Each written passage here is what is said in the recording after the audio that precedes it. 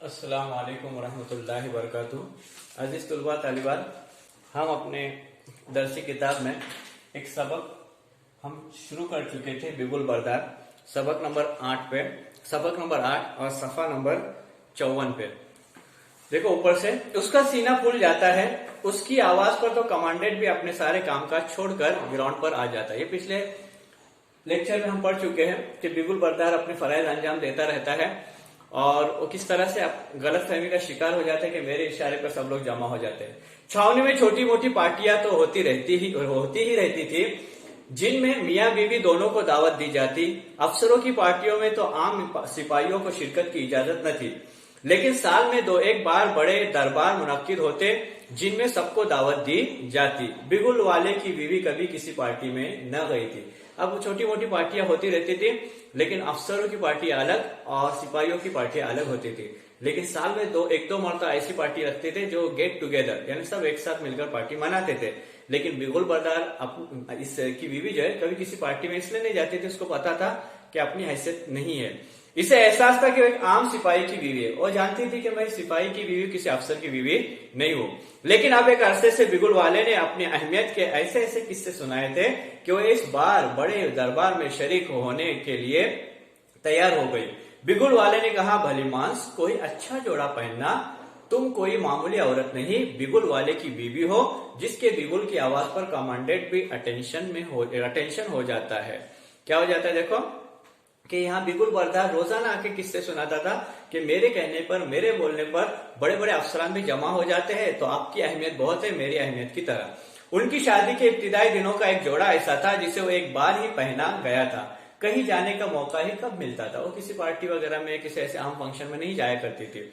बीवी ने जोड़ा निकाला, उसे कई रुखों से देखा, खूब ही जी लगाकर इस्त्री किया, पहना तो उसकी छप धप ही बदल गई। अब छप धप कहा जाता है हुलिये को, यानी उसका हुलिया क्या होगा, पूरा बदल गया, उसका हुलिया बदल गया, उसकी छप धप बदल गई। बिगुल वाला खुद दम बखुद रह गया। खुद दम बखुद है ना, मतलब साकित रह गया, यानी देखते ही रह गया। फिर उसके ने क्या किया, उसे पहली बार एहसास हुआ कि उसकी बीवी बहुत खूबसूरत और बड़ी पुरवकार है। उसको एहसास हुआ कि आज पहली मर्तबा उसकी जो अहलिया है उसने सज धज कर क्या किया, बन सवर कर उनके सामने आई। एक अफसर की बीवी भी ऐसी नहीं, उसने सोचा, उसने अपने आप को तसल्ली दी कि मैं सिपाही हूं, लेकिन मेरी जो अहलिया है वो अफसरान की अहलियों से भी अहलिया, उनकी जो अहलिया होती है उनसे भी कहीं ज्यादा यानी बड़ी है, खूबसूरत है, उनके तो पाव की खाक भी नहीं। और उसे एकदम फख्र का एहसास हुआ, मैं भी तो बिगुल वाला हूँ, जिसकी आवाज पर पूरी पलटन अटेंशन हो जाती है। यानी बार बार वो एक गलत फहमी का शिकार था कि मेरे कहने पर सब लोग जमा हो जाते हैं, यानी मेरी अहमियत है। फिर उसके बाद बीवी गौर से उसके चेहरे के उतार चढ़ाव देख रही थी। बीवी समझ रही थी वो क्या सोच रहा है। अच्छा नहीं लग रहा, वो पूछ रही थी कि मैं तुमको अच्छी नहीं लग रही हूँ। अच्छा भलीमांस, इतना अच्छा कि बड़े से बड़े अफसर की बेगम भी तुम्हारे सामने ठहर नहीं सकती, यानी आप बहुत ज्यादा हंसी और जमील लग रही है। बीवी के चेहरे पर शफक के कई रंग उभरे, यानी उसका चेहरा जो था वो खिल भी गया खुशी से, और चेहरे पर सुर्खी नमूदार हुई। शफक मगरिब के वक्त, मगरिब के सिमत पर जो लाली नजर आती है शफक कहते हैं। यहाँ मुरादे के चेहरा लाल होना खुशी के मारे। उसे एक लम्हे के लिए ख्याल आया कि अगर ये किसी अफसर की बीवी होती और इस तरह लशपश पार्टी में आती तो सारे लोग उसके इर्द गिर्द जमा हो जाते। अब लशपश कहा जाता है बन संवरने को, बनने और संवरने को, बन संवर कर आना या बन संवर कर के निकलना, उसको कहते हैं लशपश। उसने कहा कि अगर किसी बड़े अफसर की बीवी होती तो लोग उसके आगे पीछे उसकी तारीफें करते, लेकिन दूसरे ही लम्हे उसने सर झटक कर इस ख्याल को परे फेंक दिया। ठीक है, मैं सिपाही सही, लेकिन मामूली सिपाही नहीं, बिगुल बरदार हूं। मेरे बिगुल पर तो कमांडेंट भी सीधा खड़ा हो जाता है। इसे इत्मीनान का एहसास हुआ। उसने बीवी पर एक तनकीदी नजर डाली। ठीक, बिल्कुल ठीक, फिट, यानी उसने अपने दिल को समझाया, तसल्ली दी कि मैं सिपाही हूं, लेकिन मामूली सिपाही नहीं, बल्कि मेरे कहने पर बड़े बड़े अफसरान सावधान, विश्राम, आगे मोड़, बाएं मोड़, दाएं मोड़, सामने से तेज चलो, तमाम जितने ऑर्डर मैं देता हूं उस ऑर्डर पे चलते। हालांकि उसे बिगुल बजाता था, उस बिगुल के ऊपर लोग ड्रिल किया करते थे। पिंडार में औरतों और मर्दों के रास्ते अलग अलग थे। वो पहली बार इस तरह की किसी महफिल में आई थी। इसलिए घबराई सी थी। यानी जो इसकी जो बीवी थी ये कभी बड़ी पार्टियों में गई नहीं थी। अब जब पिंडाल कहा जाता है मंडप को, या जहाँ फंक्शन रखा गया उस हॉल को, तो उस हॉल में जाने के लिए, उस पिंडाल में जाने के लिए, उस मंडप में जाने के लिए दो रास्ते बनाए गए थे। एक तरफ औरतें जाएंगी, एक तरफ से मर्द। अलग अलग रास्ते देखकर बोली, तो तुम और मैं अलग अलग होंगे, मतलब है कि हमारे बैठने का इंतजाम भी अलग रहेगा। लेडीज के लिए अलग, जेंट्स के अलग, मस्तूरात के लिए अलग, और जो मर्द है उनके लिए अलग होता है। तो मैं क्या, तो इसमें क्या है, तुम्हारे साथ और औरतें भी तो होगी।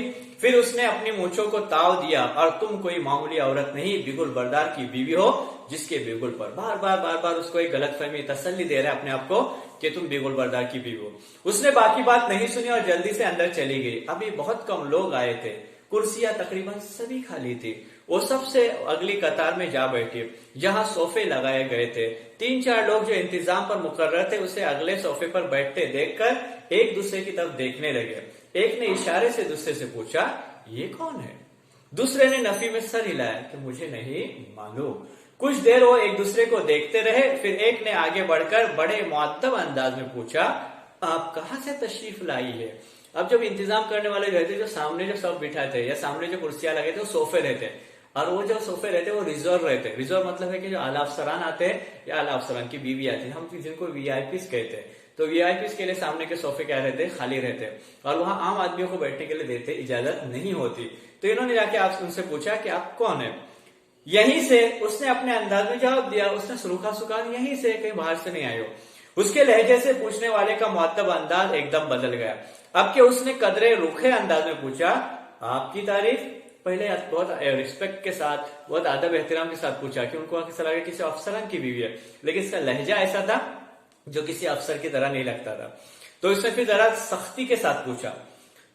तारीफ इसे समझ में ना आया कि तारीफ के क्या माने है, यानी उसने समझ में आया कि क्या पूछा जा रहा है। आपकी तारीफ मतलब आपका नाम, आप किसकी बीवी है, या आप कहां से आई, ये सब बताना चाहता, लेकिन पहली मरतबा गई तो इसको कुछ पता नहीं था। पूछने वाले का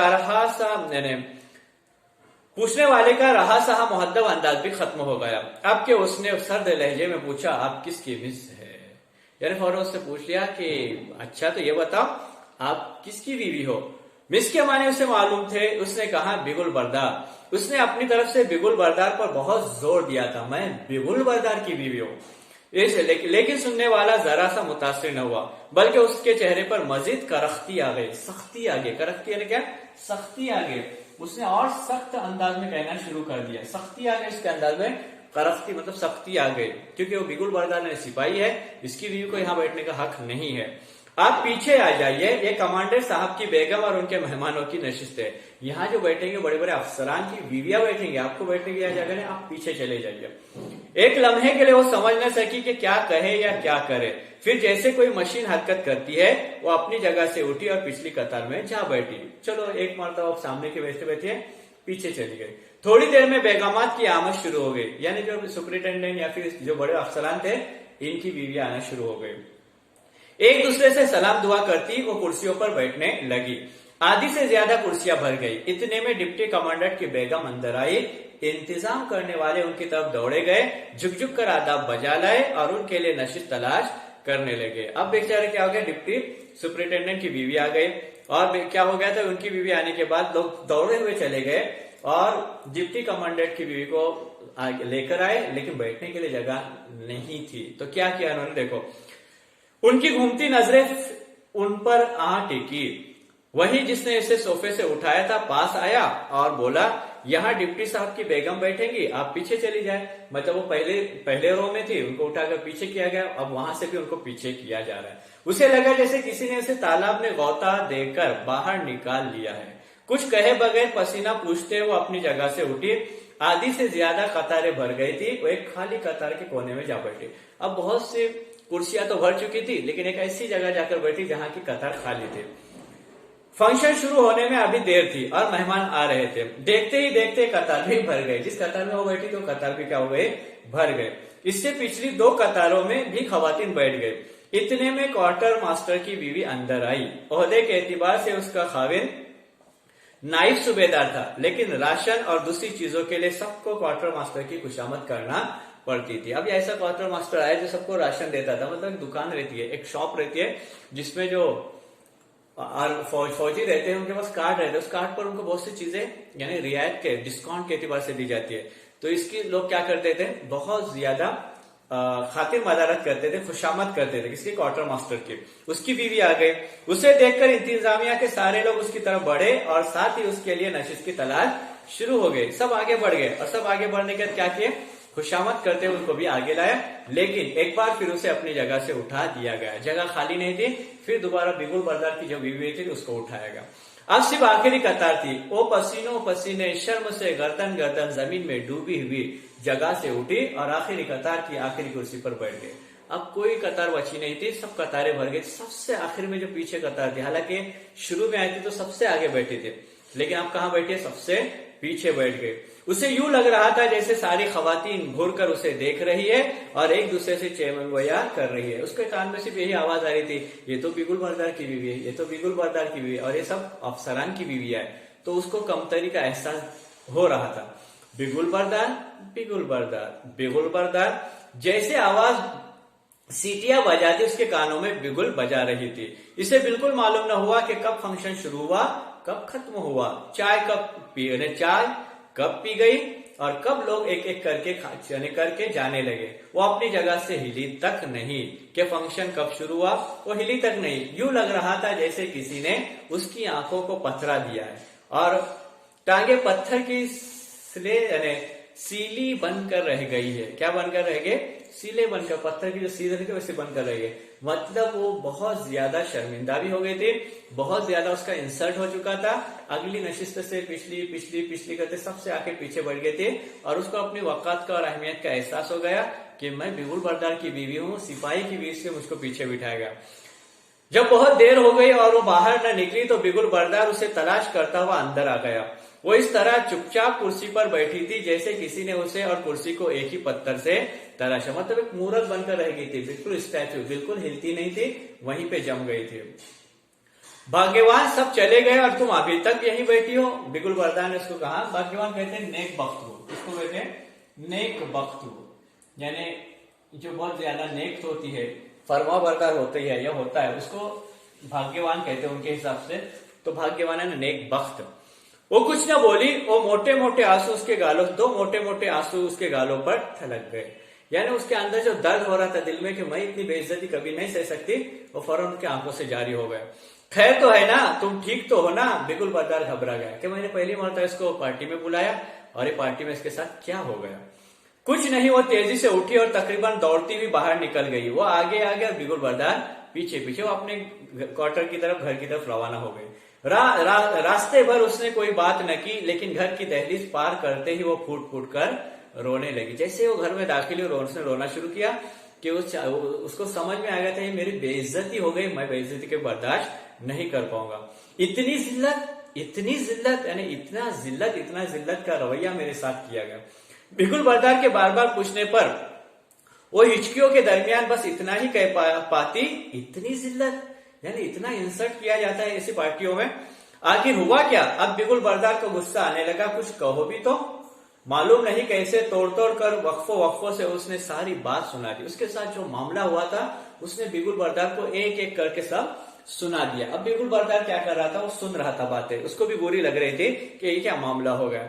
उसके बाद बिगुल बर्दार चुप हो गया। कुछ कहे बगैर वो छत पर चला गया और मुंडेर पर कोहनियां टेक कर किसी गहरी सोच में गुम। उसको भी बहुत गुस्सा आया कि क्या रवैया किया जाए, वो भी इंसान है, वो भी इंसान है, वो भी इंसान है।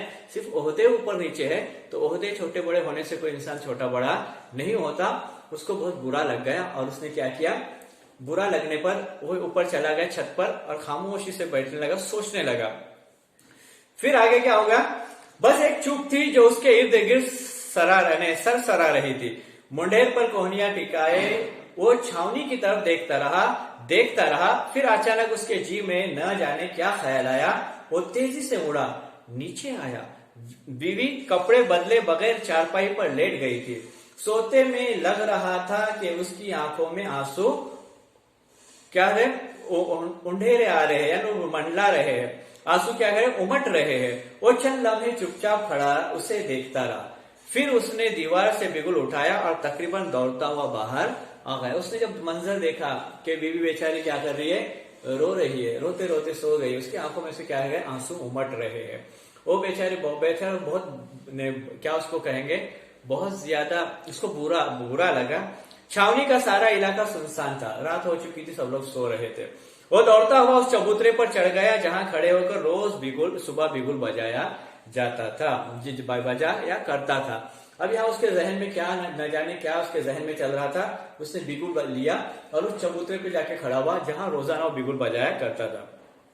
एक लम्हे के लिए उसने सोई हुई बैरकों और बंगलों को देखा और पूरी तवानाई से बिगुल बजाने देख। रात हो चुकी थी, सब प्रोग्राम से अपने मकान पर चढ़ गए थे, आराम कर रहे थे, और इसने क्या कर लिया, बिगुल ले लिया और बजाना शुरू कर दिया। कुछ देर में सारी छावनी में हलचल मच गई। बैरकों में सोए हुए सिपाही हड़बड़ाकर उठ खड़े हो गए। कुछ ने घड़ियों पर नजर डाली, एक दूसरे को देखा। बिगुल की आवाज मुसलसल गूंज रही थी। जवान अफसर सब पतलूने चढ़ाते, तस्मे कसते परेड मैदान की तरफ भागे चले आ रहे थे। कमांडेंट, डिप्टी कमांडेंट सब आगे पीछे एक दूसरे से पूछते, क्या हुआ इस वक्त, क्यों? यानी ये जो बिगुल बजाया था वो बेवक्त बजाया गया था। तो सब लोग एक दूसरे से पूछ रहे थे, क्या हुआ, अचानक हमें क्यों बुलाया गया, अचानक ये बिगुल क्यों बजाया जा रहा है, आखिर क्या बात है? कतारें बन गई, बिगुल मुसलसल बज रहा था। जब कतारें बन जाती थी तो बिगुल को लय जो बदलना चाहिए थी, लेकिन नहीं बदल रही थी, बल्कि क्या रही, मुसलसल बज रहा था। छोटे अफसर ने बड़े ने अपने बड़े से, डिप्टी ने कमांडेंट से पूछा, सर इमरजेंसी कैसी है? कमांडेंट ने लाइलमी में सर हिलाया। मतलब है कि किसी को कोई मालूम नहीं था कि बिगुल बजाया क्यों जा रहा है। हालांकि बिगुल बजाने का हुक्म क्या किया जाता, बड़े अफसरान देते थे। कोई अगर इमरजेंसी आती थी तो अपने यहाँ जैसे क्या सिग्नल दिया जाता है ना, डेंजर सिग्नल, यानी कोई मामला डेंजर हो जाए तो उसका सिग्नल दिया जाता है, खतरे की घंटी बजाई जाती है। लेकिन ऐसा कोई भी इमरजेंसी नहीं था और ये क्या कर रहा था, बिगुल बजाता। बिगुल था कि मुसलसल बज रहा था, बजाने वाला उसका सांस फूल गया था, सीना धुंकनी बन गया था। लेकिन बिगुल, जब कमांडेंट ने आगे बढ़कर उसके हाथों से बिगुल छीना तो उसकी आंखों से आंसू बहे जा रहे थे। मतलब उसके जो दिल में दर्द था वो किसी को बताने के काबिल नहीं था, और मतलब वो बता नहीं पा रहा था, बहुत दर्द था, क्योंकि घर में बीवी बेचारी क्या थी, परेशान थी, वो भी उसको बेइज्जती हो चुकी थी तो वो रो रही थी, उसका दर्द इससे भी हो रहा था। ये बिगुल बजा रहा था और अपने दर्द को बाहर निकालने की कोशिश कर रहा था। जब कमांडेंट ने उसका बिगुल लिया तो बिगुल की आवाज तो बंद हो गई, लेकिन आंखों से आंसू जारी हो गए। कुछ कहे बगैर वो चबूतरे से उतरा और रोते रोते दौड़ता हुआ गेट से बाहर निकल गया। यानी उसको भी एहसास हो गया था कि मेरे बीवी के साथ इतनी बेइज्जती का मामला किया गया, वो भी उसको बर्दाश्त करने के काबिल नहीं था। यहाँ एक बात अहम बताई गई है, और बात ये अहम बताने की कोशिश की गई है कि जब हम किसी ओहदे पर हो या हम जहाँ काम करते हैं या जिस हाल में हम हैं, हम उसी हाल को समझने की फिक्र करें, कोशिश करें। अगर हम छोटे ओहदे पर है तो यूं समझ लें कि ओहदा हमारा छोटा है, हम इज्जत से काम करेंगे, ईमानदारी से करेंगे, सब करेंगे, लेकिन अपने अंदर गलत फहमी का शिकार न हो जाए कि मैं तो अफसर से भी बड़ा हूं। इसी बात को यहाँ बयान किया गया। दो बातें बताई, एक तो एक बात बताएगी कि इंसान है, उसको हर इंसान के साथ अच्छा सुलूक करना चाहिए, उसमें ओहदे के एतबार से एक दूसरे को अलग अलग समझना अच्छी बात नहीं है, क्योंकि इंसान का दिल क्या है बोलो, अगर इंसान का दिल बर्दाश्त न करे तो इंसान क्या हो सकता है बोलो, दुनिया से चल भी बच सकता है। यानी किसी इंसान की बेइज्जती न हो, कोई इंसान अपने आप को बड़ा और किसी दूसरे को छोटा न समझे।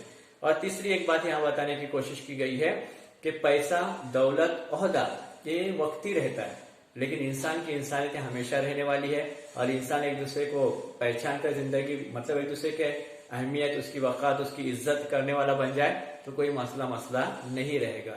अजीज तुलबा तालिबात, ये बिगुल बर्दाश्त जो सबक नंबर 8 थी, ये यहाँ मुकम्मल हो चुकी है। आइंदा इंशाल्लाह इसके सवालात आपको भी रवाना किए जाएंगे। अस्सलामु अलैकुम।